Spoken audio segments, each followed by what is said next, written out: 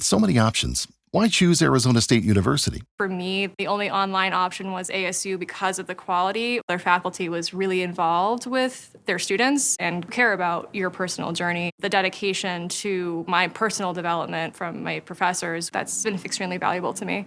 Earn your degree from the nation's most innovative university. Online. That's a degree better. Explore more than 300 undergraduate, graduate, and certificate programs at asuonline.asu.edu. At Arizona State University, we've made online education better, smarter, and more personalized so you can go further in your aspiring field. I decided to pursue medicine once I realized that ASU did have the online program for biological sciences. You're still required to learn the same curriculum. You're still being tested on the same content that anyone would be tested on in person. The comprehensiveness of the program prepared me so well for medical school. Explore over 300 programs at asuonline.asu.edu.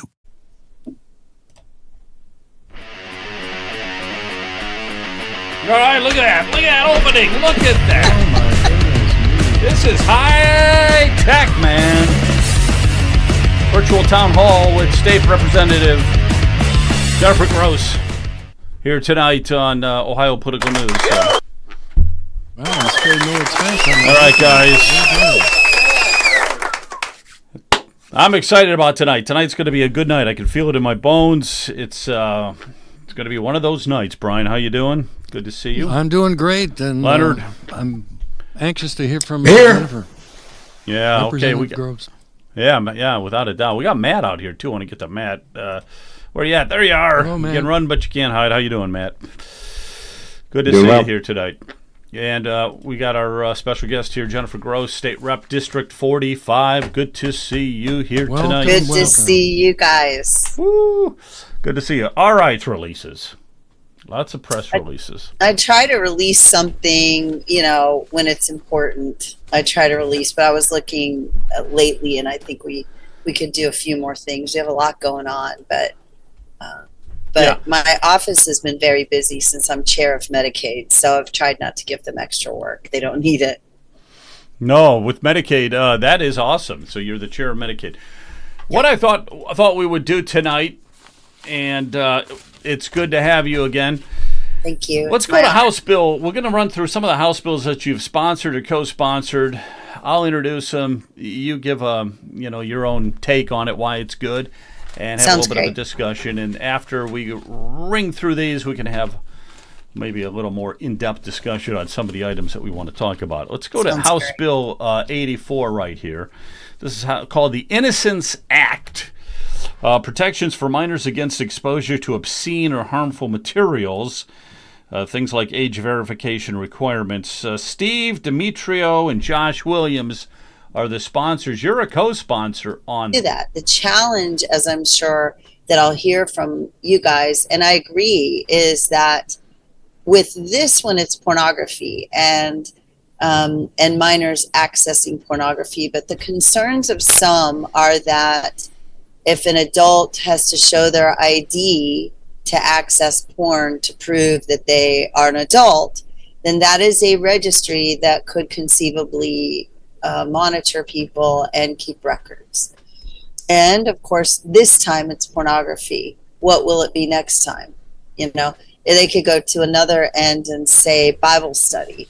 So I understand the slippery slope. Basically, the bill says that if the victim has suffered, that's on the bill. So that's what I have to say about that one. Deep fake and requiring adults to show proof of their age so that minors under the age of 18 don't access pornography in Ohio. There are many states who've already done this. So some of you may have seen today or yesterday within the last couple of days, that Canada is threatening to limit Pornhub coming into the United States. So some parents are like, do it. We don't want it anyway. So. Right, we don't need that. All right, very good. Well, let's move on. We're going to move on here to the next House bill. Let's talk about House Bill 12, and this is something near and dear to you because you sponsored this. You're one of the sponsors, you and DJ Swearingen. So House Bill 12 is the Jeff, Dave, and Angie Patient Right to Try Act. Yes. Laws designed to provide patients with more treatment options when conventional therapies have been exhausted. That's right. That's right. So this bill is the redo of HB 73. It does have some improvements to it, and I'll just go through 4 key points of this bill, and I'm going to read them so I get it all exactly right since it's my bill. The Jeff, Dave, and Angie Patient Right to Try Act, it protects a consenting patient's right to fill a prescription from their provider without obstruction from the pharmacist, as long as there is no life-threatening contraindication with the drug or the pharmacist has a moral objection to filling the prescription. So for that, just so that you know, if the pharmacist has a moral objection to filling the prescription, they don't have to fill it. And this applies to outpatient pharmacies, hospitals, and nursing homes. It prohibits pharmacists, hospitals, and nursing homes from refusing to fill a drug for consenting patients due to a scientific objection. However, if they note their objection in the patient's chart after discussing their concerns with the prescriber, they will be immune from civil liability and administrative penalties. This provides protection to the pharmacists and the facilities that disagree with the prescriber's drug choice without obstructing the right of the prescriber to treat their consenting patient. So if they if they have a moral objection, they can decline it, but that means the provider can find someone who will fill it. The third is it protects the prescribers from having their licenses, and this is really key because providers in Ohio have been threatened, they have been fined, but it protects the prescriber from having their licenses threatened for prescribing a drug off-label to a consenting patient unless they prescribe with the willful or gross negligence. So one of the big questions is, how are we going to have whack job physicians? Well, no physician is going to go out there intentionally to harm a patient. And if they do, the civil liabilities that are currently in place remain in place. No physician is going to prescribe a drug knowingly to harm a patient. They do this to help patients. And this, of course, comes from the COVID days when physicians were being reprimanded by the medical board for prescribing ivermectin or... At Arizona State University, we're bringing world-class education from our globally acclaimed faculty to you. Ranked #1 in innovation for 10 consecutive years and #2 among public universities for employability. ASU isn't just ahead of the curve, it's creating new paths to success. Earn your degree from the nation's most innovative university. Online, that's a degree better. Explore more than 300 undergraduate, graduate, and certificate programs at asuonline.asu.edu. Or hydroxychloroquine or other drugs. The last one is it protects the provider, and this is really important, protects the healthcare provider's right to free speech, and it prevents the licensing boards from penalizing providers or revoking their licenses for expressing opinions regarding the risks, benefits, or efficacy of any drug or treatment that differ from the views of the licensing board. For instance, I don't like that vaccine. I don't recommend you get that vaccine. If you would like to get it, I will give it to you, but I don't like it and I don't find it valid. I don't feel the research was good. You should be able to say those things as a provider. And this is essential for informed consent. I would argue that most people who received the COVID vaccine did not receive informed consent because there was none. There actually was no actual informed consent because we didn't know. Healthcare providers should not face retaliation against their licenses for expressing their concerns. All of these things and the bill and a link to the bill can be found at ohioamf.org. So that's ohioamf.org. And that's where you can find the information on HB 12. I love this bill. That's your sweetheart bill, right? That's your sweetheart bill right there. Yep. I love it. All right, let's move on here a minute. House Bill 30. Okay, right. So this one, House Bill 30, this is a flat tax for the state of Ohio, 2.75% across the board. Doesn't matter if you make $1 or $100 million. 2.75%, right?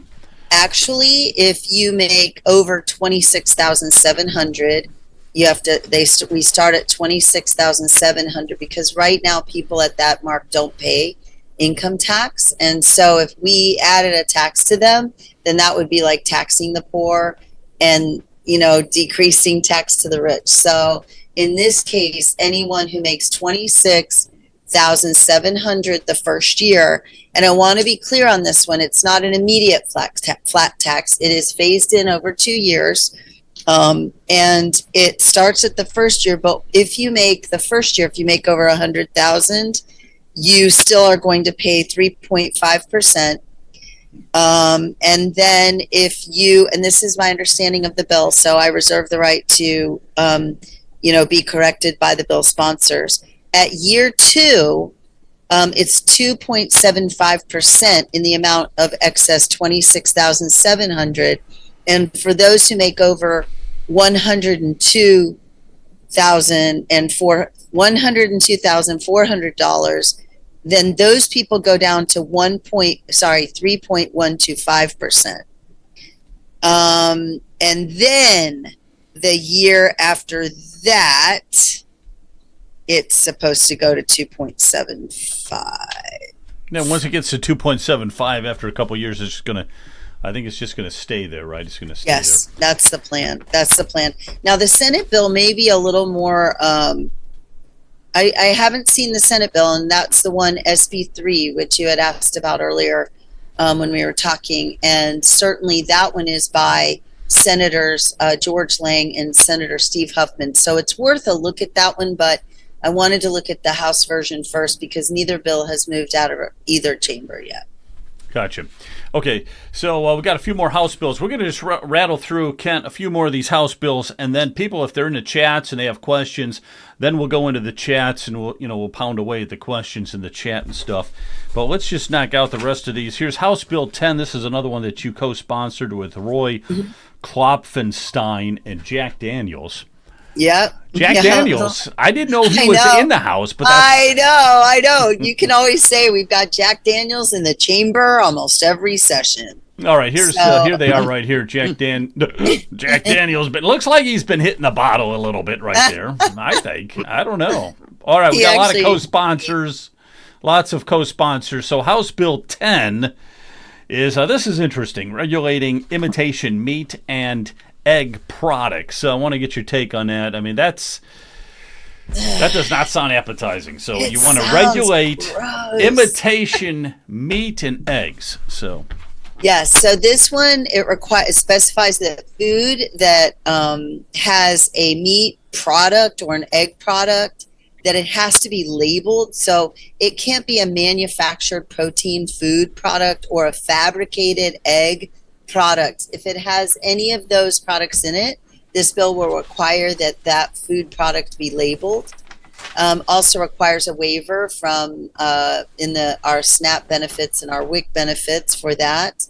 And it requires the Department of Education workforce in each public school and state institution to adopt a policy to prevent the purchase of cultivated protein food products or food misbranded as meat or an egg product. So basically, if it's meat, it can be labeled as meat. If it has a fake product they call meat, it has to be labeled meat product, and then it has to be labeled egg product. It can't pass as if it's actual meat from a cow or a goat or a lamb or pig. And it also needs to be real eggs. So sounds good. That's what it is. That sounds good. And it does, again, this one also has teeth in it. Any person who violates this prohibition would have to pay a civil penalty every day of $10,000 per day that they mislabel this information and keep it. So that'll require anybody who finds it or whatever to remove it from their shelves. So very good. I like that.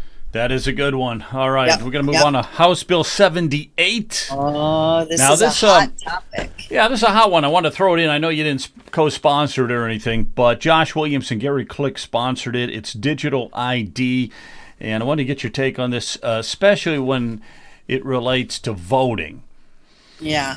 Because with me, I think you could cheat pretty easily with a voter digital ID. So right.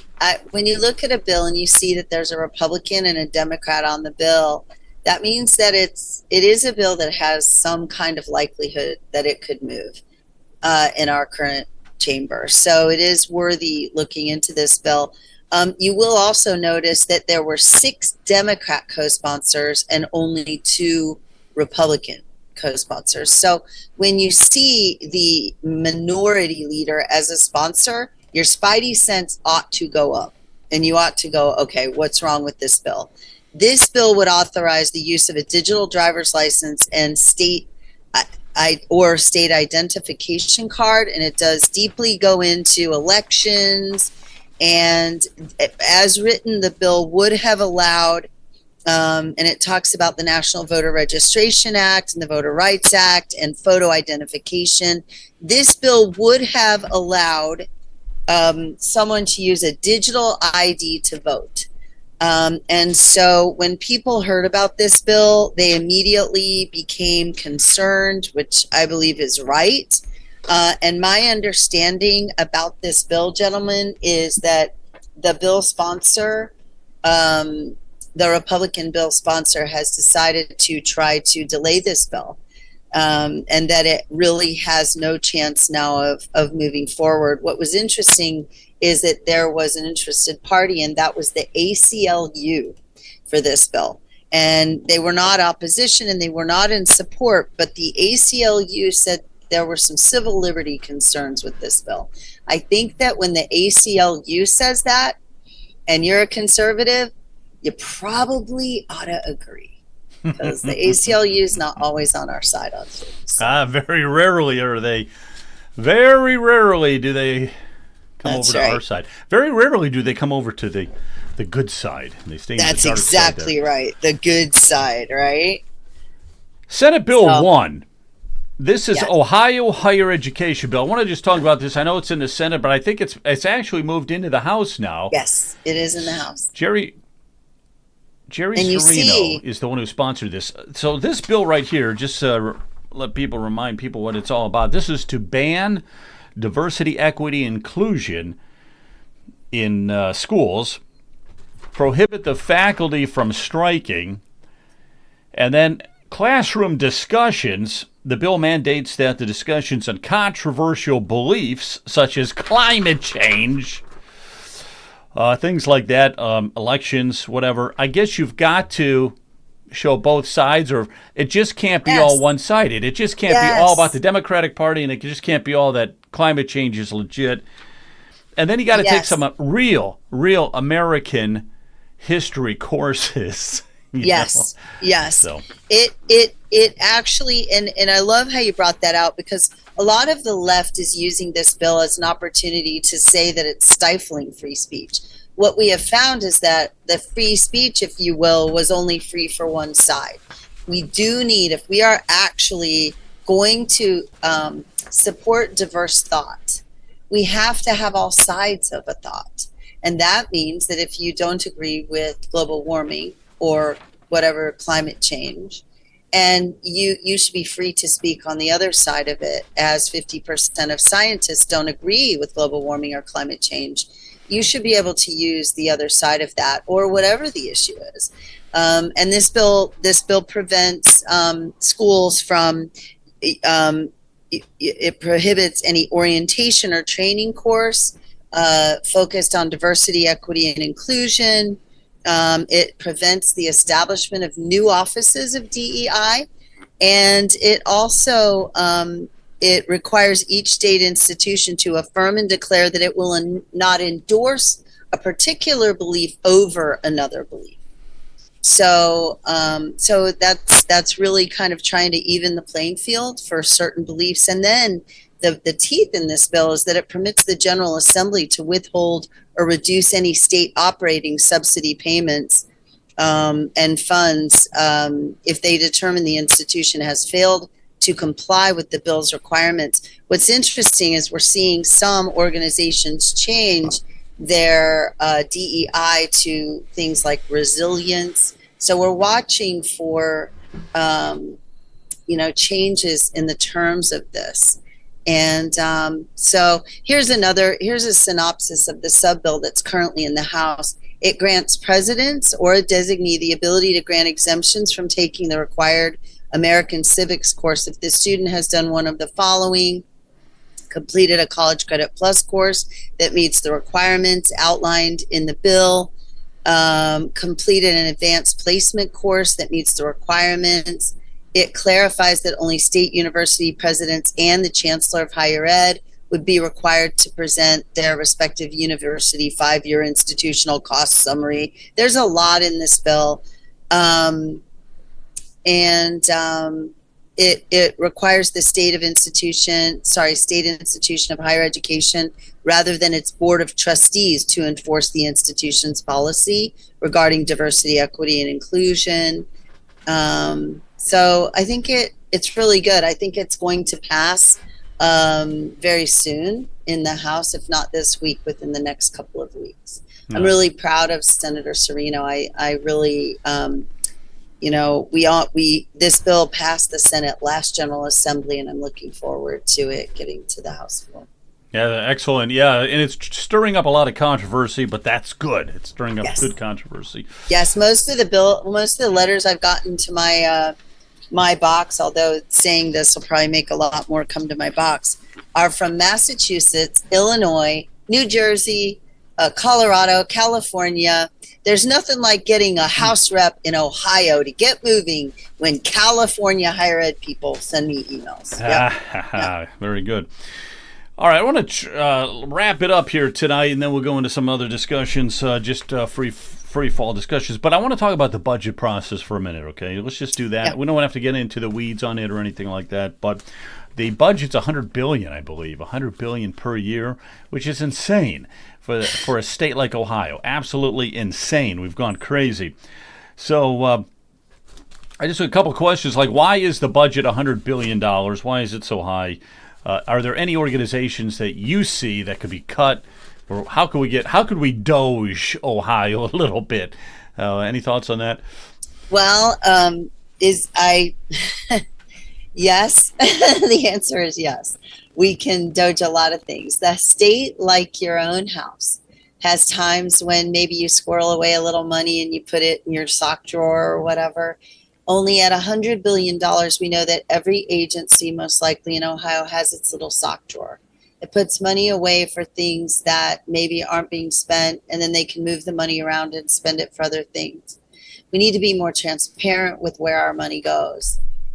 So I'm not ready to actually talk to you about specifics yet because the budget hasn't come out yet. I personally will be meeting with the chair of finance, Representative Stewart, and then we will all be meeting with leadership this week in the middle of next weekend. So we'll be going Thursday, Friday, Saturday, Sunday, and Monday working on the budget because remember that it comes from the governor. So the governor puts out his budget. Then the House vets the budget. That's the process we're in now. Amendments were due Friday. There are over 1,000 amendments to the governor's budget in every area you can think of. And then, and those are, for instance, the governor wants to tax gambling. I'm getting a lot of emails from taxing gambling and changing, taxes on marijuana and things like that. So we've got to look at that and see, is that really going to do what the governor wants it to do? And then we have to amend. And I've seen a lot of amendments for cutting spending, but those taxes are not probably going to do what the governor wants them to do. We can't tax cigarettes to $1.30 when we're already 80 cents above Indiana. We will very much create a black market where people go over to other states and buy their cigarettes elsewhere. So we have to think about stuff like that. So finance will vet all the amendments, and then leadership hears the amendments. Then we have a second round of amendments, which are very few compared to the first round. And then we'll vote on the floor, I would say, the first week of April or the second week of April, because we've got to get it to the Senate, where the Senate will do their vetting. And then we have to vote on this budget by June 30th by constitutional statute. But usually what happens is the Senate sends us back their version, then we go into conference committee. So it's so we've got a lot of work to do. But the 100 billion, you know, that's a lot of money. You know what I would say to you, Joe? We now, have keep it clean. Keep it clean. Whatever you're going to say here, okay? Yes, I've been called a lot of things. We have a balanced budget amendment, but if every time I come to you, it's $5 billion last year, more than last year, and $5 billion, and I keep taxing the taxpayer another $5 billion, but I say, up, Joe, Matt, Lawrence, we're all but we have a balanced budget, and you're like, but it's 120 billion now. Right. And I'm like, and remember that we have 4 budgets. So we have the operating budget, we have the transportation budget, we have the capital budget, and we have the BWC budget. So really, we ought to put all of those together. So 100 billion, no matter how you slice it or dice it, is too much. 100 billion is way too ironically, much. Our budget keeps going up, but our population isn't following suit. Right. So that's a good point. We keep losing those electoral votes. All right. We used to have 20 at one time. And they've gone down quite a bit, and that's terrible. Absolutely terrible. We need good, strong leadership at the top. Right. At the top, and we don't have it right now. All right, Ohio Political News. Here's where you can find us. We are on X. We are on YouTube. We are on Rumble. So we're on a lot of places. So Ohio Political News. Support us. You guys didn't get kicked off YouTube? We always keep coming back, but sometimes we have to rename ourselves. Let's see. So now we're Ohio Political News Network. That was the only way we could get back on YouTube. All right, let's open it up to a couple chat questions, and then we'll get the everybody else involved here tonight. So you got a good chat question, Kent? Put it up there. Put it up there. Put a good one up. Speak Life Garden Homestead and Pharmaculture. This is great. Thanks, OPN. Let's see if there's a question. Is that a question? I don't think that's a question. If we have ideas there. If we have ideas for revamping healthcare, who would be the most effective person to contact? I think it's always going to be your state rep first. And then my hope would be if you send it through your state rep, say it's related to Medicaid. We're finding a lot of lack of transparency in Medicaid. And so it makes it easier, no matter what the state organization is, to squirrel away that money where we can't see it. Full transparency in whether it's Department of Ag. I'm not picking on Ag. I love Ag. I love the Director of Ag, but every organization has places where they can squirrel away money. So increased transparency everywhere needs to happen. If you have ideas, like one thing that I'm proposing for Medicaid is what we call a bridge waiver. We had a bridge waiver for Medicaid. And what that is for people working 40 hours a week that still don't make enough money to get off of Medicaid. This is a bridge that would allow them to get their employer's insurance, and the state would pay their premium. Their employer pays their premium, but we would pay their employee match. We had a waiver like that. Most people don't know that. And that's because term limits move us in and out, and a lot of that wisdom and a lot of that corporate knowledge leaves, and then we recreate the wheel again. But in the process of me digging in, I found that we already had a bridge. And so that bridge amendment was rejected by Obama when Obama was in office. So I have an amendment that would require us to provide a bridge for people. You could be, like, I'm aware of a man whose son is disabled, and he works at a uniform cleaning store, and he works full-time, but he can't afford by the amount of money that he makes to pay for his insurance. But we can, and we would pay less if we pay for his Blue Cross Blue Shield through his employer than we pay on full Medicaid through Ohio. So those are some of the creative things that we're thinking about. So again, contact your rep first. If it has to do with a particular topic like hospitals, insurance, then I'm sure your rep will send it to the, like the chair of insurance. If it's Medicaid, they could send the idea to me. If you have ideas for legislation, my hope is that we will have a lot of reform in Medicaid with me at the helm and with the interest that I'm hoping to stir up with my colleagues. Awesome. Brian, do you want to throw something out real quick? Yeah, I do have a question for Representative Gross. Do you know anything about this Ohio Issue 2, which is the local public infrastructure bond amendment that's going to be on the ballot?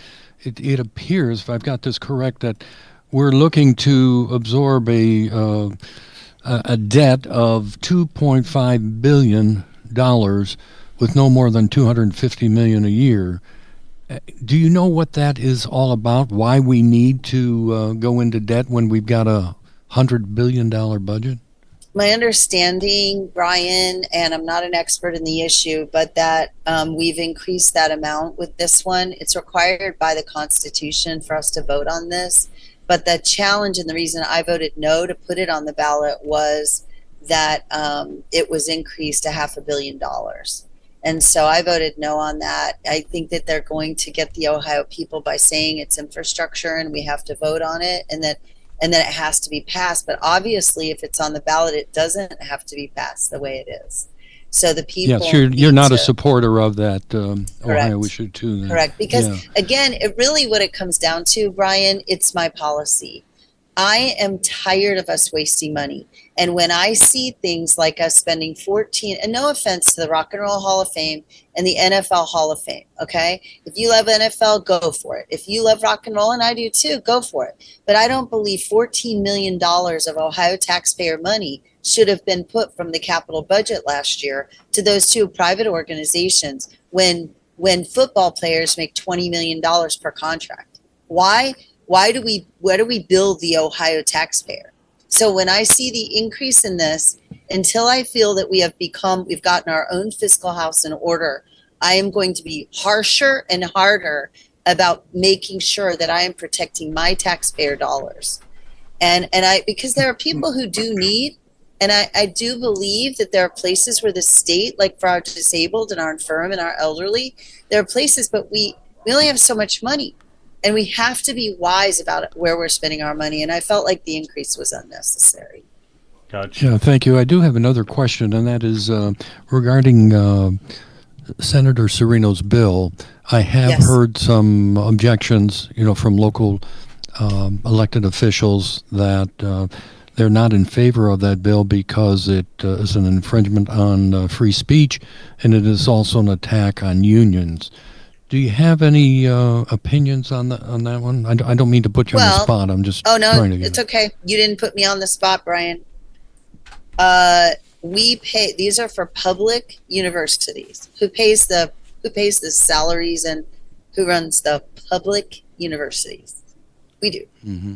So how would the union of the professors in public university then be able to strike against the people who give them their salaries?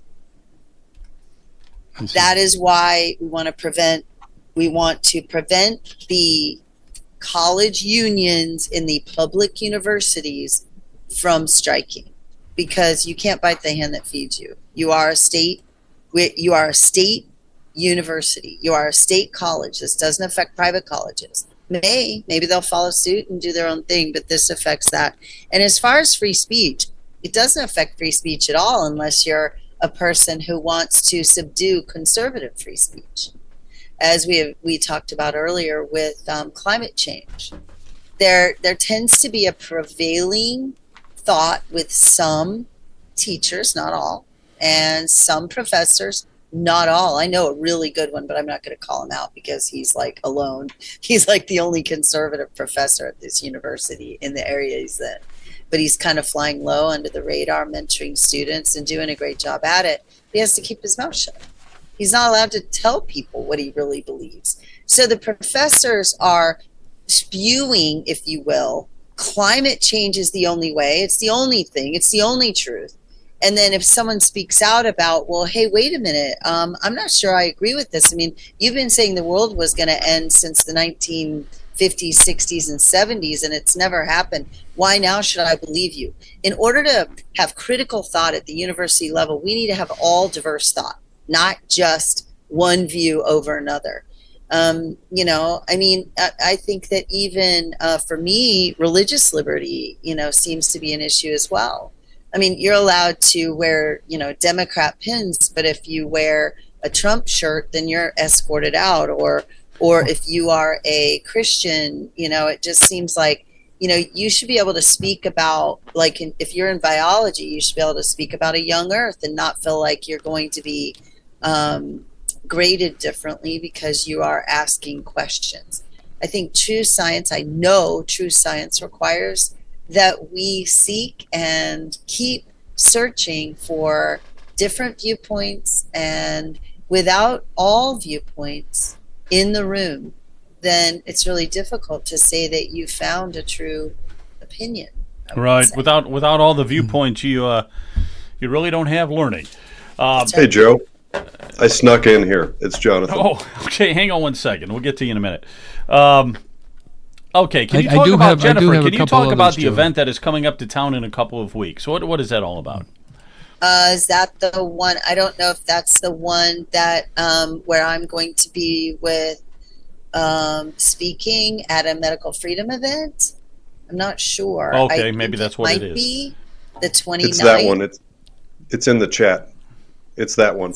The medical freedom event. I don't see anything in the chat for me, but yes, there are going to be. Hold on, I'll pull that up. There are going to be a lot of people there. Tom Renz is going to be there. Dr. Richard. Oh my goodness, Bartlett. Dr. Richard Bartlett. He was the one who created the website budesonideworks.com. He testified for HB 12. He will probably come back for HB 12, but he testified for 73. There will be the John Birch Society will be there as well. And I'm looking for who else. Where is it and what day again? Where is it and what day? I don't know that answers. I'm guessing the person who asked about it knows. But okay. I honestly we'll find out. We'll find out. We'll come back to it in a minute. Yeah, I'm sorry. I don't know. No sweat. Let me get to I got to get to Matt. Matt, what's going on, man? Love that flag behind you. Love that flag. Yeah, thanks. Reb Gross, you mentioned in the bonds, the discussion about the bond thing on the constitutional amendment. I know another big bit of controversy, especially up here in Northeast Ohio, is funding for professional sports stadiums. I've heard that part of Governor DeWine's proposed tax increases on gambling, and I think possibly even on marijuana, he was going to use that to go into some sort of stadium fund to help build these sort of coliseums for these rather rich sports ownership groups. And now the talk is, well, leadership, legislative leadership isn't a fan of that. They're going to try to pull some strings to do a bond. That's the latest. Another bond that would give. The latest thing that I heard. And so, and without knowing, I don't want to go into the specifics, but coming from where I'm sitting, that feels like going backwards. This is a conservative podcast, no matter which way, that we're not going to make any bones about it. But we've historically in the Republican Party done a lot of, let's say, corporate welfare. I don't know that that's the direction of the party in the year 2025 to say $600 million. We're going to put out a bond. Oh, the state of Ohio is going to borrow $600 million or $60 million. I don't know what the number is.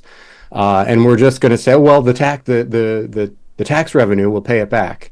And there you go, Cleveland Browns, build yourself a dome, your dome and your paradise next to the airport. And then you probably do the same thing down in your neck of the woods. Maybe the owner of the Bengals wants renovations or wants a new thing, so we'll do the same thing for them.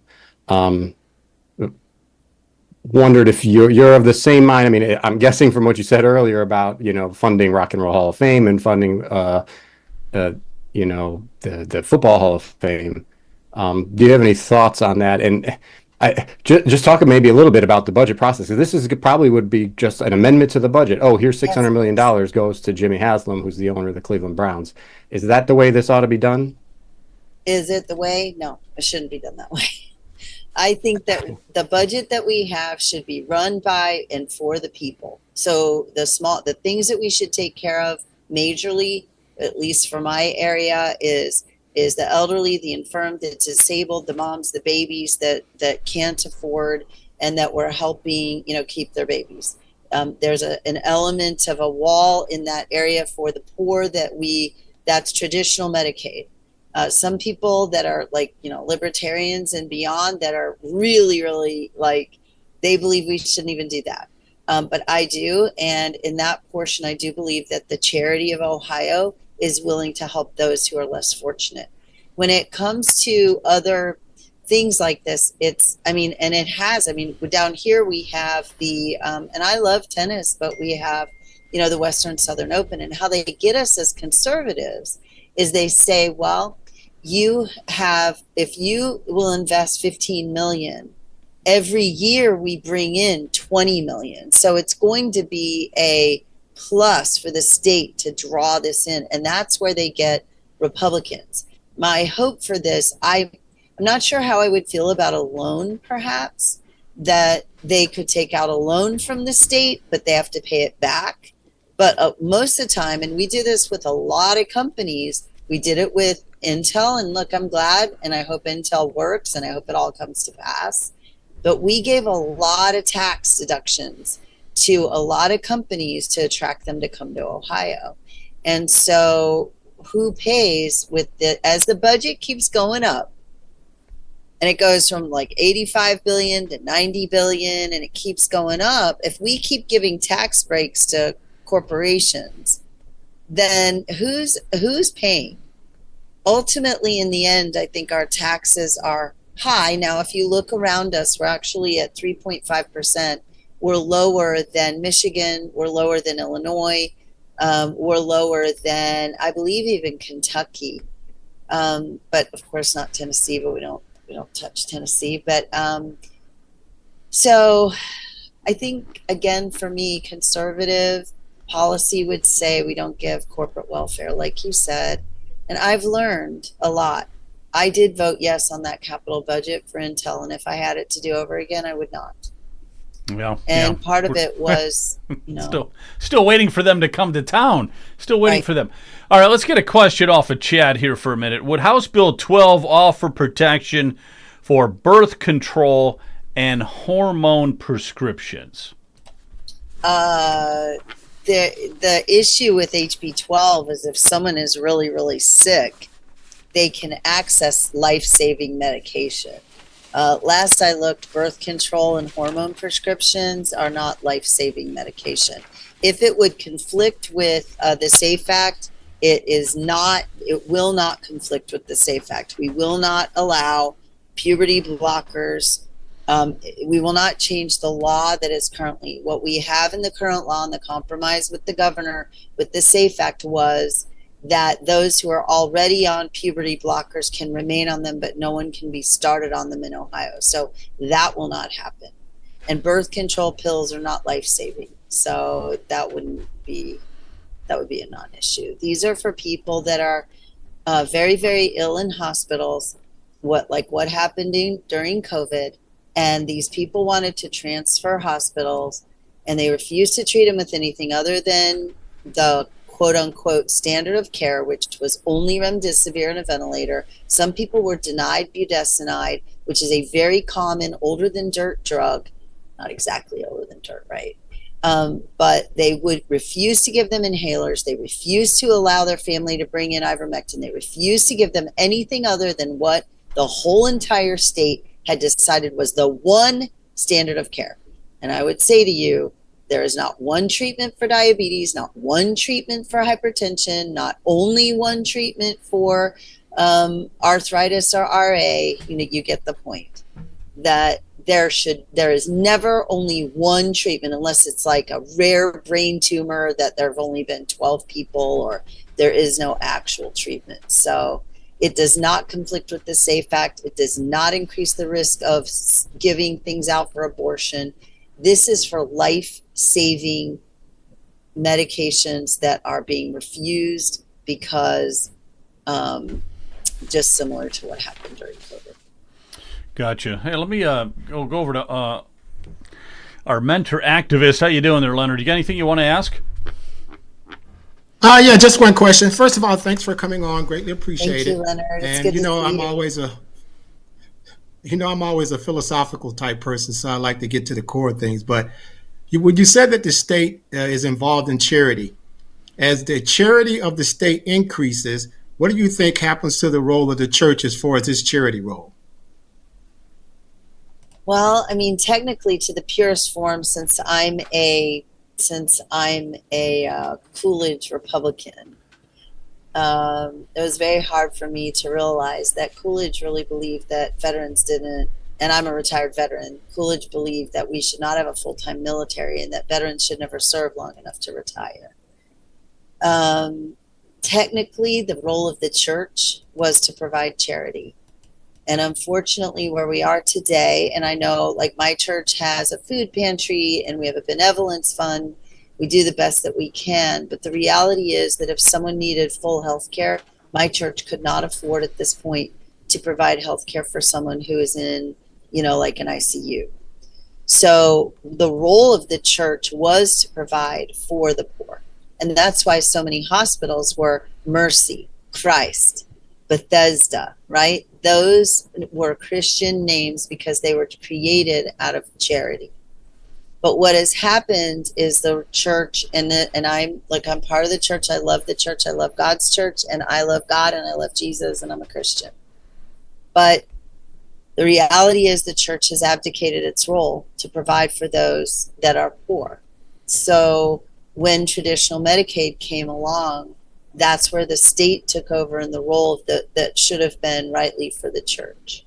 And it really doesn't matter whether a person attends that church or doesn't. I mean, all in all, whatever church, whatever denomination, whether it's, LDS or Catholic or Methodist or whatever, all the churches together would pull together and help the community. So I don't know if that answers your question, Leonard, but in a pure world, the church would have provided, but now today, because the church stepped back, the church, and I would argue that sometimes the LDS church does a better job in some cases for providing for its own than other denominations. But I'm not LDS either, by the way.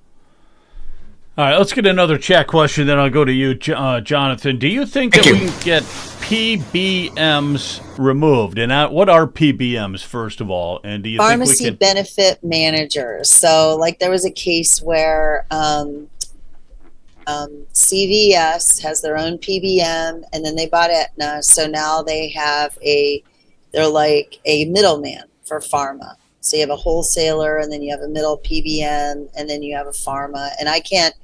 Rep Barhorst is better at explaining the whole process than I am. Do I think we can get rid of PBMs? Probably not, and not immediately. Do I think that we could rein them in and possibly change the way the system works? Yes, and it's going to be a slow process. We have one PBM in Medicaid, and I do not believe with one PBM we've become more efficient. I believe we're spending more money because we have one single PBM. So it's a complicated discussion. Do I believe we can completely abolish them? Probably not. Do I believe that we may make a change? Absolutely. Do I agree with all the bills that have been out there? No, I don't. So I am a free market capital, I believe in capitalism. So we do need to be sure that we maintain those lines between government and business. The challenge for that, of course, for me is when it comes to medical freedom. I do believe individual liberty when it comes to what you put in your body as a treatment and medication should remain ultimately with you and your person. Great, awesome. Jonathan, I know you have a question. Yeah, well, I've got a few. The first thing is I pulled up an ad slick for that event on the 29th. That's in Northfield. I sent that in our group text, Joe. I don't know if you want to bring that up. It shows. I have it too, Jonathan. I have it too. Okay. I pulled it up as well. It's at Liberty Valley Church. Yep, Saturday, March 29th. It is an event for OAMF, they are hosting it. So the speakers are you see the speakers? It doesn't come up. I can't get the graphic to come up. So I got the graphic off of OAMF, and I actually tried to include it in the chat on Rumble, but apparently on Rumble you can't include images, which I didn't know. That's by the way, a little side note. Thank you, Representative Gross, for coming back on and joining us. And a secondary thank you, because I've got to say, I think this is the most active and robust chat I've seen yet on Ohio Political News. There are a lot of people very engaged in what you have to say, which is really good to see. And guys, I will tell you, there'll be times when I misspeak or I say the wrong thing, but we can correct it the next month. And it's always been, Jonathan, you know this because you've known me for quite some time, that reaching the people is my heart. And being able to be with the people is my heart. The reason that I'm doing it virtually now, and so thankful to Joe for allowing me to be on, and all of you to be on this podcast, is because I had 3 murder threats in the last 5 months. And so I began to become concerned, and I felt like it was only wise that I moved to a virtual format. That's just a shame. I'm so sorry to hear that. I mean, with the growing proliferation of violence, predominantly from my vantage, is all coming from the left. The swatting and just egregious, awful behavior is outlandish. It's not part of America. We should be the land of free speech, and may the best ideas win. So I'm sorry to hear that you're going through that. Just to kind of round out the couple of thoughts that I have, you were talking about the church and the role of the church. Thank you, Leonard. That was a great question. It's my view that, or actually I'm going to put it in the form of a question just for everyone's consideration. Is it so much that the church abdicated its role and responsibility, or is it perhaps more likely that that crony capitalism and mega hospitals have priced churches out of the game?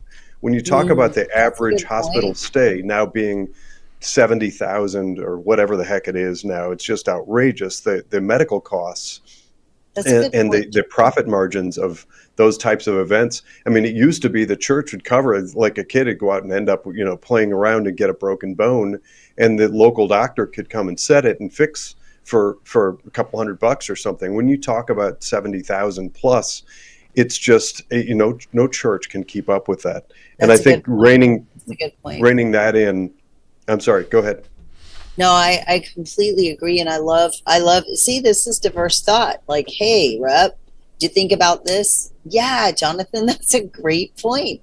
You're absolutely right. Remember, insurance has changed. When I was younger, we had catastrophic care. We paid for that. But when we were in the hospital or when we went to the doctor, we paid cash. We wrote a check. If we got strep throat, mom wrote a check. If we had to get a school physical, mom wrote a check. And that was the way it was when we went to see our primary care. Back then they called them GPs, general practitioners. They used to deliver babies at the hospital. Doctors had access to hospitals. And so the layering and the changes, I believe all of those things have increased cost. So you're absolutely right. So back to the person who said, hey, if we have ideas on how to change healthcare, who do we write? Start with your rep and let's get started. Yeah, I had the same thing growing up. We had local community doctors. I had one until I was in my teens, and then suddenly everything became these mega hospitals, and the profit just seems outlandish. Every time I drive into Cleveland, it seems like they have another several blocks of buildings at the Cleveland Clinic. But the one thing that I really keyed in on, and I apologize, I was late to this program. I signed on just before I announced myself, but it has to do with this ongoing cycle of tax and spend. This idea that's pervasive in all levels of government, local, state, and federal, that if they don't burn through it, then they're not going to be able to ask for the same amount or more next year. It seems to me, in your example of going from 15 billion to 20 billion the next year, and that $5 billion increments, just to use that hypothetical example, that is the backbone of that. It's predicated upon this idea that if for some if an organization, an entity within the government happened to be efficient and didn't use all of its money, then they suddenly next year they're not eligible for the same amount. I'm not sure if I'm putting that clearly. Hopefully you can answer my question, but how do we scale that back or change it so that it's actually, we incentivize efficiency within the government and actually maybe building some stockpile? I see it in townships and in communities all over the state. They get near the end of that sort of fiscal cycle and they realize they've got a little extra money in the coffer. What do we spend it on? How do we burn through it so that we can ask for more next year? I think that there is an element of that, but I also think, Jonathan, there's an element of the government expects that there's inflation every year, and so the government increases its spending according to inflation. The problem is inflation doesn't keep up with the citizens' checkbook. So the citizens' checkbook, although I did have a friend today say that her husband got a raise of 4.2%, I won't say what industry, but, you know, and then the government will say, well, we have a 3.7% interest rate, but a lot of people that are working today, their paychecks are not keeping up with the rate of inflation. But the government always says we have to increase. And so almost every, not every, like we had get this, we have, if you guys know what ALS is, in the budget, the ALS Society asked for $1 small million. Let me tell you, ALS is expensive. ALS, probably for one ALS patient, it's well over $1 million, and they live 2 to 5 years and they're gone. They did not request more money of your money. Now, you could say, well, ALS is a nonprofit, all of that, but comparatively, compared to other organizations that requested money, that was small. And people that get ALS are not going to be able to work, and but $1 million is a small amount in 100 billion, right?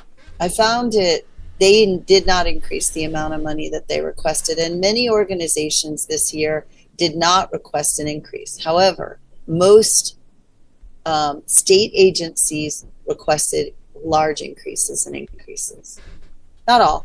I don't believe our Department of Aging didn't request a lot of money increase, but we're trying to be smart about the way we spend your money. And I think the challenge is that everybody assumes prices go up, and so they ask us for more money, but your money isn't increasing as much as our budget money is.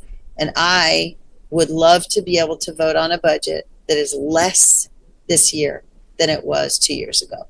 If the speaker could hand me, and I spoke to him today, and I think he's doing a great job leading us. And do I agree with him all the time? No. Is he a great leader? Yes. I think he's the best speaker we've had. And I'm thrilled at where we're moving. I do believe our caucus is moving further right than we ever have in the last 4 years. But I would love nothing other than to have a budget that is lower than what we have ever spent before, and here's why.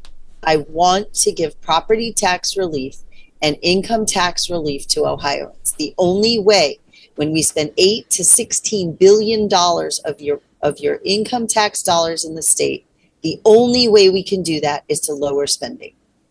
But the problem is nobody wants to lower their spending. Here's one for you. ARPA money was $60 million less to veterans this year. I mean, the money is, when you look at the veterans line item, 60 million less. Why? Because last year they gave ARPA money. So now it looks like we took a deep dive. No, it's right sized.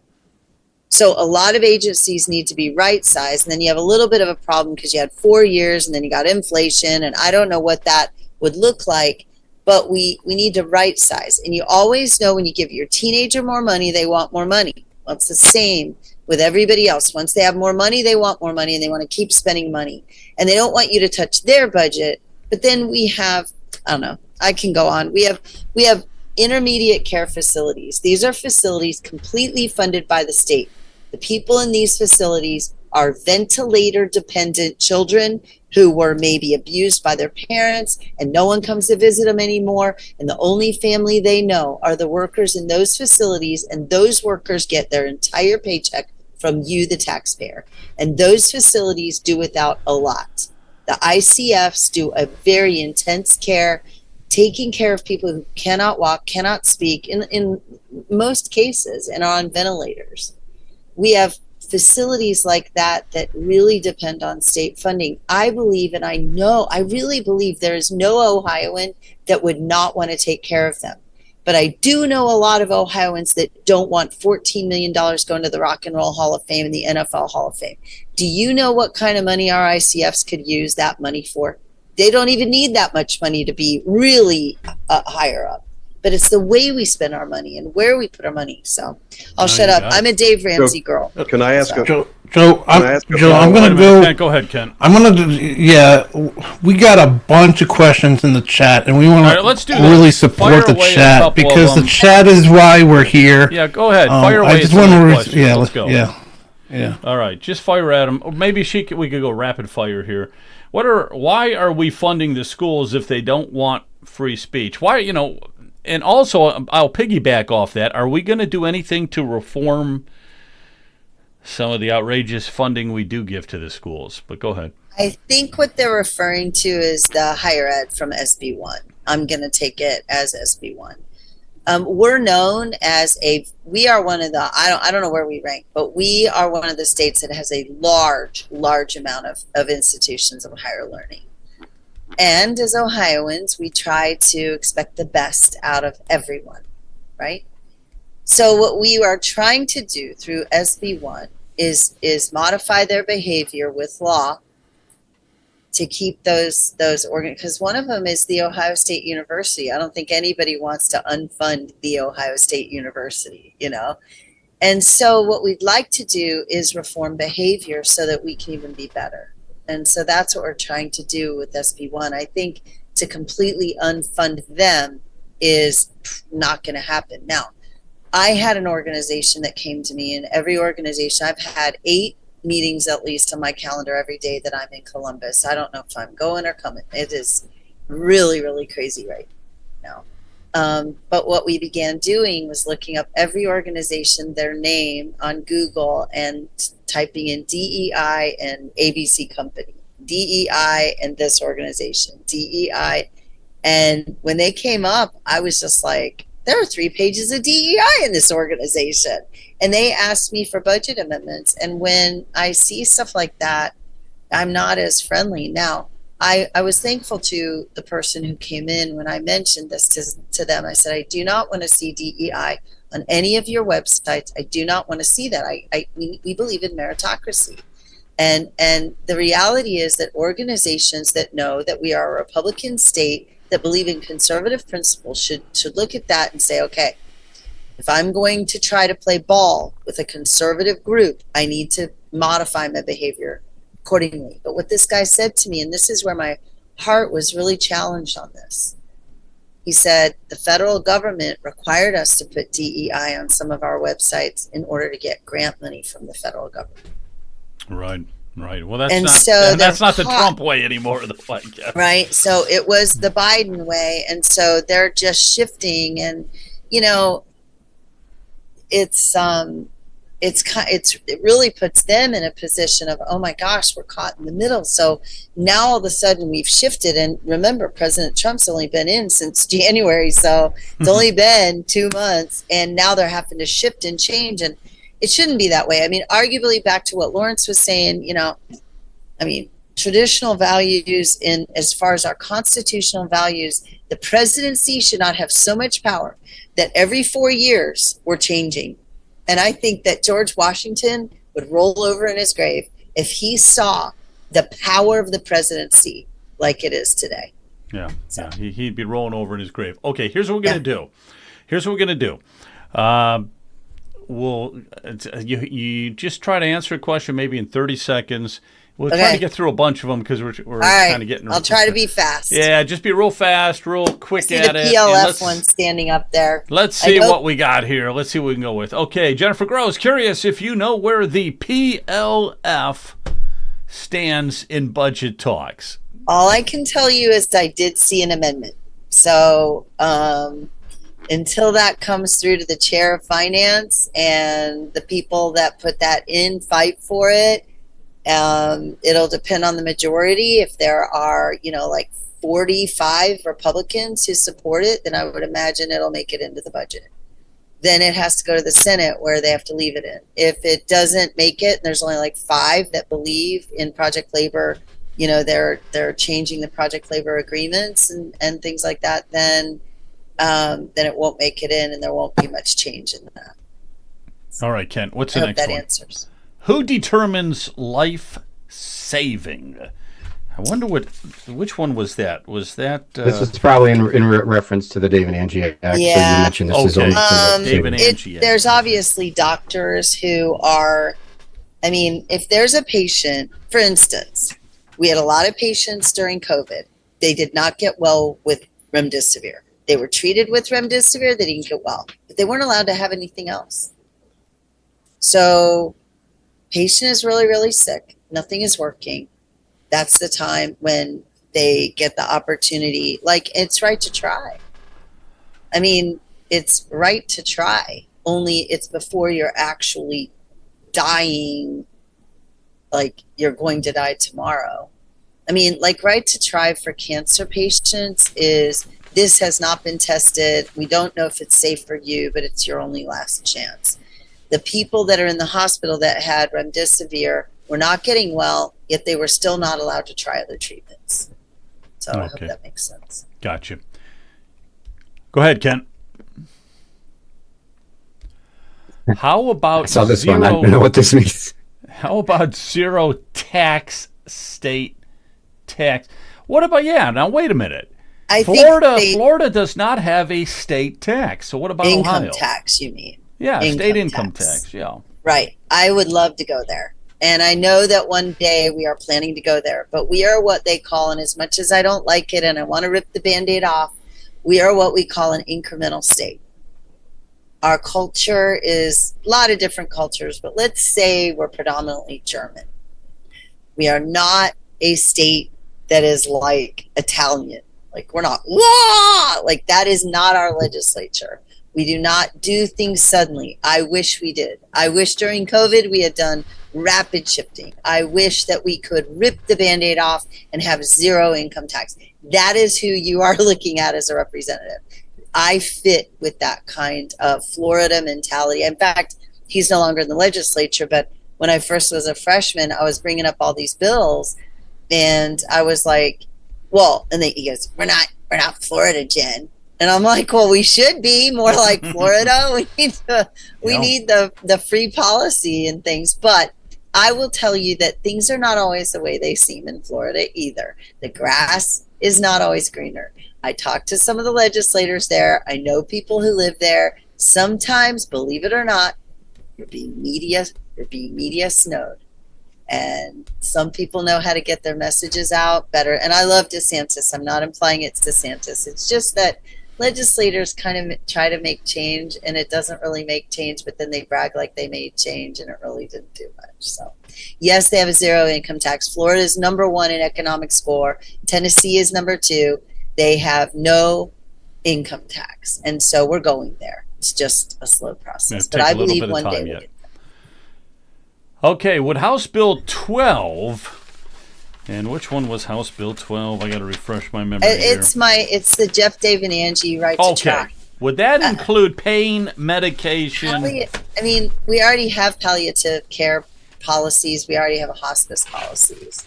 So, I mean, we already have THC and marijuana approved. So I'm not sure what the person's trying to get to at that point. But the reality is we have palliative care policy. These are not people that fit into that category. Can I call you this week to discuss things further? And I don't mean me. I mean, Speak Lifeguard and Probably Homestead. not this week. And to You're be not honest available with this weekend. you, unless you're my constituent, you've got to call your rep first, because I have 120,000 constituents. And as much as I love you, unless I become a statewide, which I have no intention of doing, or going to Congress, which I equally have no intention of doing, I just don't have the staff to talk. And then we are in the midst of the budget process. So I'll be meeting with Stuart on Wednesday to talk Medicaid, and then with the speaker and all of the policy staff at some point Thursday, Friday, or Monday. Now, let's do 2 more, Kent, and we'll wrap it up here. What about that $60 million?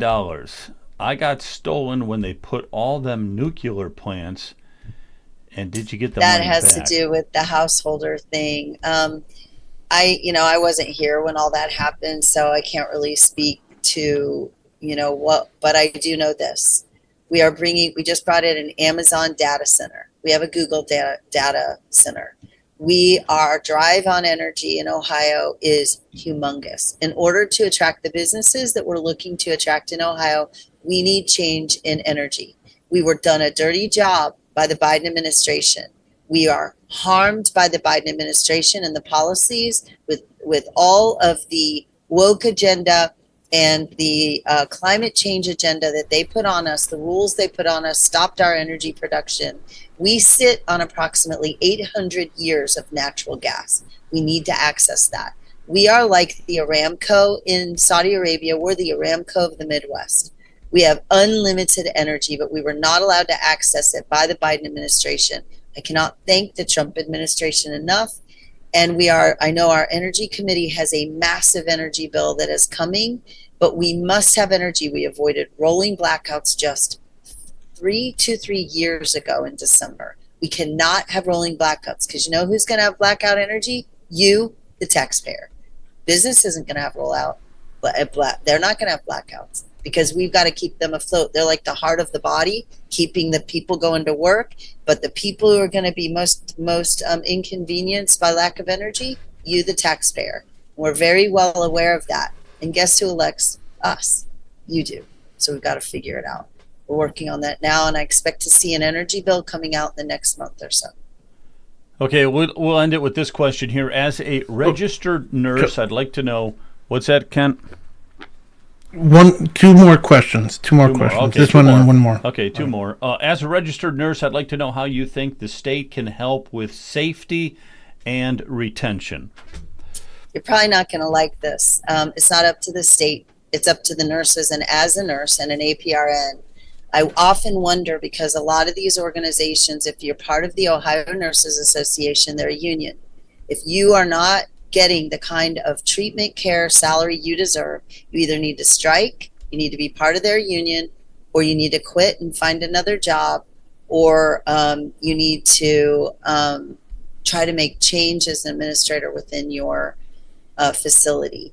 I do not believe, unless it's a state-run hospital like the ICFs I was talking about, that the state technically can step in and change the entire environment. Now, having said that, I do understand we pay a lot of money to these organizations.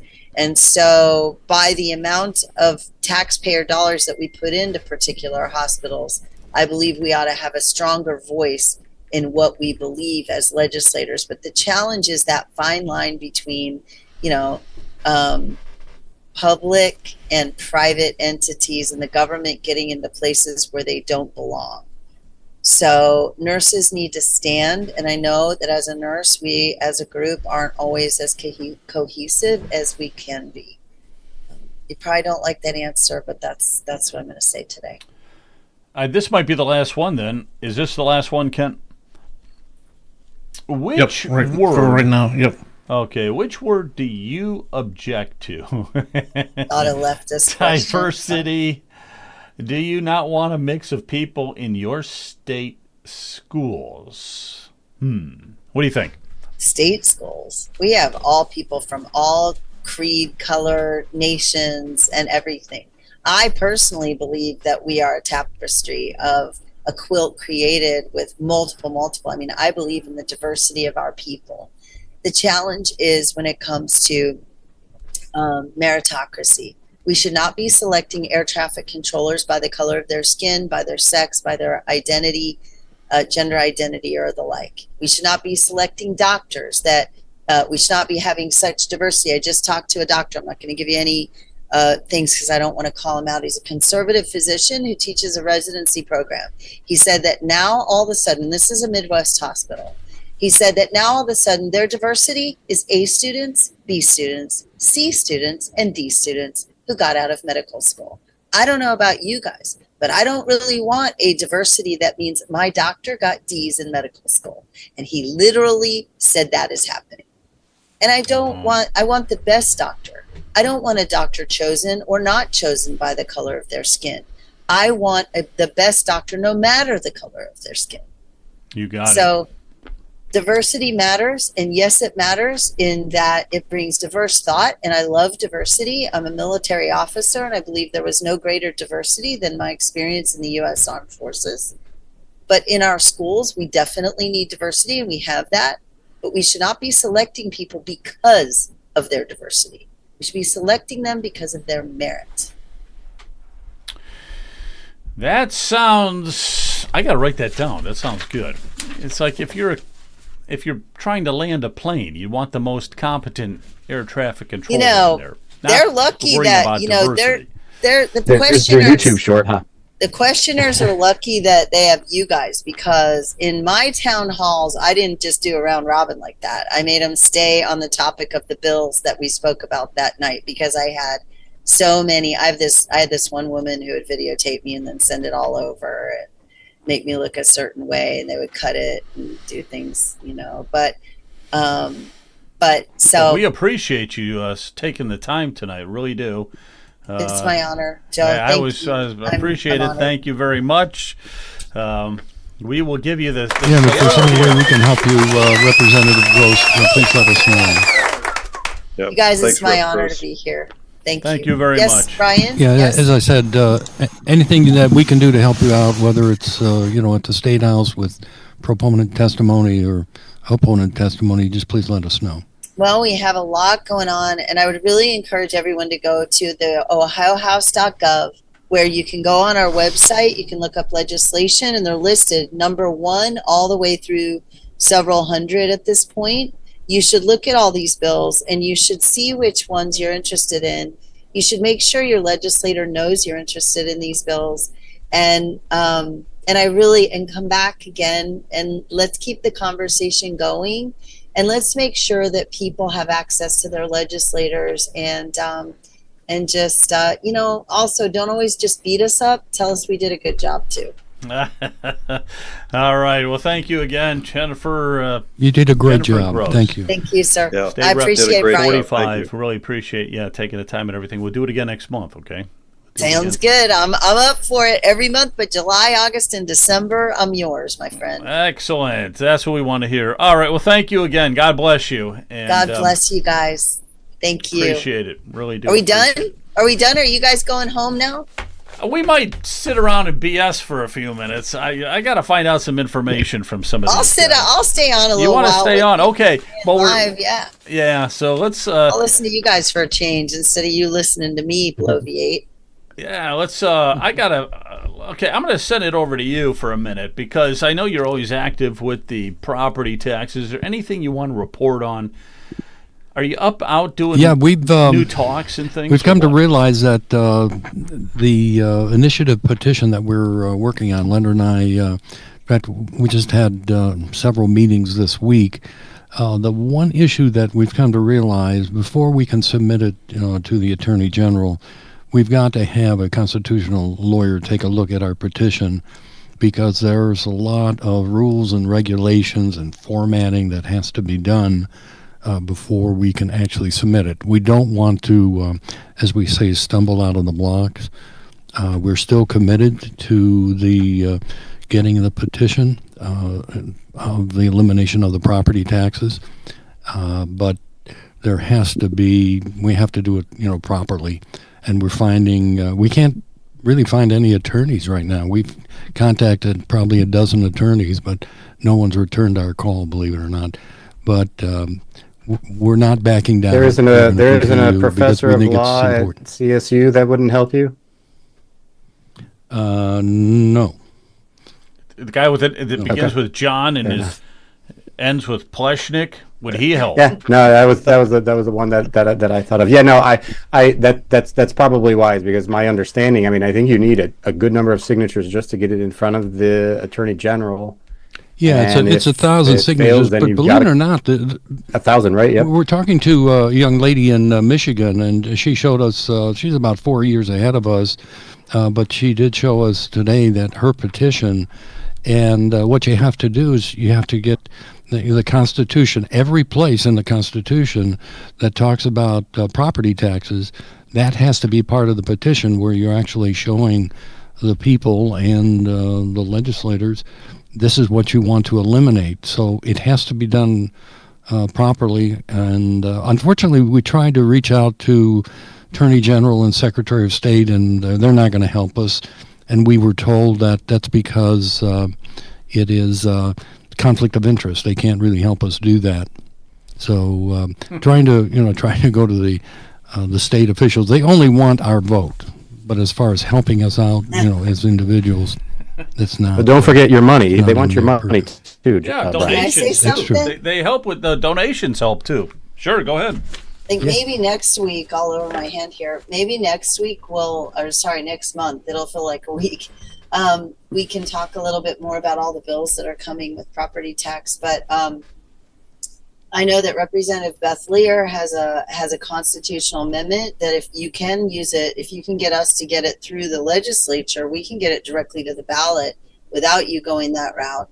But hers, I believe, you may not increase the property tax more than 3% in any given year. And then I know Senator Andy Brenner has a great formula and an idea that would change things as well. So there are a lot of really good ideas coming out. So I know that 3% one was Beth Lear. So if it's similar to that, I would consider reaching out to her. Yeah, that's the one that Chris Long with Ohio Christian Alliance and I think the 1851 group, they were pushing that agenda. And although we certainly appreciate that, that doesn't go far enough as far as we are concerned. We're trying to get the message to our legislators that we don't want our home at risk at all. Right. Period. I agree. Who is your rep, Brian? Mr. Representative Callender and Troy. Our senator is Jerry Serino, and none of those representatives or the senator will meet with us. Okay. Well, representatives, that's a good point in the chat there. Dave Thomas, Tex Fisher. So there's several people that are working on some type of property tax reform. Yeah. DJ Swearingen and I have a 20 mil floor one that we're working on. I don't know when we're going to drop that. There's another 20 mil floor one. We're good. It's not ever going to be one thing. One thing is not going to fix it. We're going to need a multiple pronged attack for this because of the way. If I may, Representative Gross, the problem that we have, in my opinion, is even if we were to eliminate the property tax and we were to, let's say, move it over to a sales tax or move it over to an income tax, unless you can control the spending of the taxing authority, it doesn't matter what vehicle that you use to get the revenue. That's right. What we are seeing is that's uncontrollable. The government is outgrowing the private sector's ability to pay for the services. I agree. The schools, and at the local level, at the township. So you can see why we need to rein in Medicaid too. Yeah, we need some money there. Hey, let me ask a question because I know that taxes are your big thing, and so go ahead. Well, the bottom line is this. I go back to the fundamental question, what is the role of government? And I do a little pictorial to show where the family should be the first ordained government from God, and that should be the biggest circle. But unfortunately, the government circle is the biggest and the family is the smallest. What we're trying to do, Jennifer, is that we're trying to drive true home ownership. All right. So a lot of people talking about reform, maxing this and cutting this or whatever, but it really doesn't address the fundamental issue of where we say that ownership is the foundation of liberty. Now, unfortunately, in our country, most people don't know what that means, and I don't even think we recognize the importance of that. But our concern is that if we continue going down this path, there are going to be a lot of families destroyed. We're going to have a massive cleanup problem at some point because, as my mother always said, the chickens are going to come home to roost, and we're trying to stay ahead of it. We don't want to be behind it, and so kicking the can down the road and thinking about the next generation, boy, I tell you, we're just going to be leaving a wretched mess for them. Yeah. Agreed. It's like you can own your car. You own your car. I mean, you still have to license it, but it's yours, and you can take it wherever you want, and you own it. You own your shoes. No one taxes your shoes or your pants or, and once you buy your food, it's yours. But when you buy your house, you could lose it if you don't pay your taxes. It is wrong. Yeah, you never really own it. You're just continuously renting. That's all you're doing. Jonathan, you have anything, last comments or something? I'll swing it by Matt, too, and then we'll wrap it up. So actually, my last comment was a discovery I made a while ago on social media. I think it was X. I found this guy called Mr. Beast. He calls himself Mr. Beast. He's got a really cool profile where he goes and does these really interesting and outrageous things that are kind of fun to watch. And one of them that he did, I think, is a great example of waste, fraud, and abuse. He actually found there are some places on the continent of Africa that are water starved. There are parts where nobody has any drinking water. It's believed that there's enough water below the surface. So a nonprofit formed. I'm going to give you the Cliff Notes version. Go watch it. Find Mr. Beast. It's really, really interesting. But about a dozen years ago, a huge nonprofit formed to raise money to go and drill wells and get water to these communities. And they've raised, I don't even know, like $16 million or something, and they haven't drilled any wells yet, or they hadn't when this thing was filmed. Well, this Mr. Beast guy was like, wells, all you need is a drill and a big, you need a couple of people and stuff. And he put together $60,000 and went and drilled 3 wells within about 3 weeks. And there's water gushing and kids running around, and they're experiencing water in their community for the first time in 200 years or whatever. The guy did it for like $60. Well, this nonprofit had been paying massive salaries to a whole lot of people for over a decade and talking about how they were about to start drilling holes and maybe try to get water to these people. The reason I bring that up, and the reason I think that is indicative of a lot of the stuff that we see, not just in nonprofits, but in facets of government and non-governmental organizations and NGOs, is really that financial incentive, the compunction to fail. And when we talk about, I mean, that's the big appeal. Look at it. That's what's going on with Doge. We've got these people like the Data Republican, another X profile. You should go and find her. It's an amazing story also. But when all these people are digging and rooting around in the system and finding all of the people who just benefit from never succeeding at the thing. And we've all seen like government-run schools, K through 12, with the huge growth, about 90% growth over the last 10 years in administrative staff. I'm air quoting that. And while the student body has remained pretty static, adding layers and layers and layers and layers of bureaucracy is what has gotten us into this. So there's a big part when we talk about, should we put a 3% floor, and is it reasonable, and how much to tax, and the 20% cap, and all of that stuff is really compelling conversation to get drawn into, but it concedes far too much in my book. This is the era. Now is the time, in my book, for absolutely take advantage of public sentiment and opinion, how frustrated and fed up people are, and go after trimming the fat. And what's the expression you're seeing Elon Musk saying? He's like, yeah, of course, when you trim the fat, the pig's going to squeal. We've got a lot of squealing. We've got a lot of leftists who are, for some reason, their brains have been diluted into thinking that they need to go out and burn down car dealerships to try and help hide the fraud further. But my point is, if you watch that video with Mr. Beast and discovering water for a tiny fraction of the price, apply that knowledge, apply it to K through 12, apply it to these colleges with huge, the whole Ohio State. I'm a big OSU fan, but their racism center, that's what I call that DEI CRT garbage. It's instilling racism and dividing us by identity politics. I hate that stuff. Get rid of all those people. It's a giant, colossal waste of money. And you can see the proof is in the pudding. Where the wells weren't getting drilled in those places in Africa, and those children were not getting water, in very similar fashion, we have people We have a lot of kids, most of them, 70-ish% or more in the United States, are not getting the education that they need in order to thrive and survive in life. And in K through 12, in higher education, they're getting these quasi diplomas that are of no benefit and help in real life. Trim the fat. Let's Doge Ohio. Let's be the people that find the way to drill those wells for $60,000 instead of $13 million for nothing.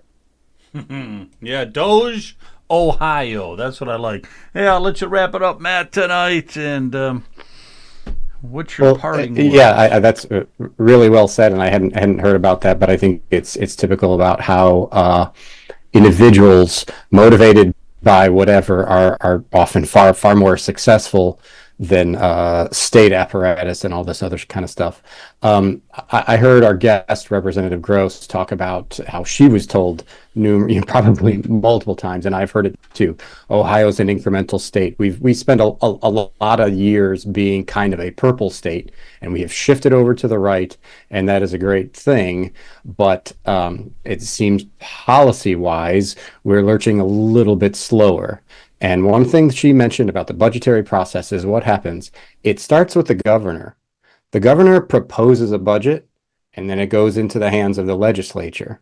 The governor is more or less, he's one of the standard bearers for the party, and the standard bearers for the party currently you have Mike DeWine, and prior to that it was John Kasich, and prior to that it was Robert Taft. Mike DeWine is term limited out, and we have a gubernatorial election coming up in 2026. This may be an opportunity, like Jonathan said, to take advantage of public sentiment. And can we get a governor in there who may be a little bit bolder in what he proposes in terms of cutting? And I don't necessarily want to have the last word, but I don't know. I wonder if Rep. Gross, do you have any thoughts on that, and what our chances are for maybe a bolder Republican Party, bolder budget proposals coming out of the governor's mansion starting in 2026? I'm not even giving up on where we are right today, because I believe that in the last 4 years under the Biden administration that the Republican caucus by and large moved left. And I think that under a bold president like Trump, though I don't agree in the power of the presidency should be the executive branch and not have the massive effect that it's having on the nation as a whole every 4 years. I am very happy with the changes in the presidency on this side, right? But I do believe that our caucus is moving farther right. I look for bold suggestions in this budget. Whether the Senate can handle it and whether the Senate can hang with us is another question. I don't know that it will be as bold as I want, and I would like to see a reduction in spending. Can we get there? Probably not. And then the last thing that I have at that point is my vote. Under perhaps a Vivek Ramaswamy for governor, perhaps we can get there.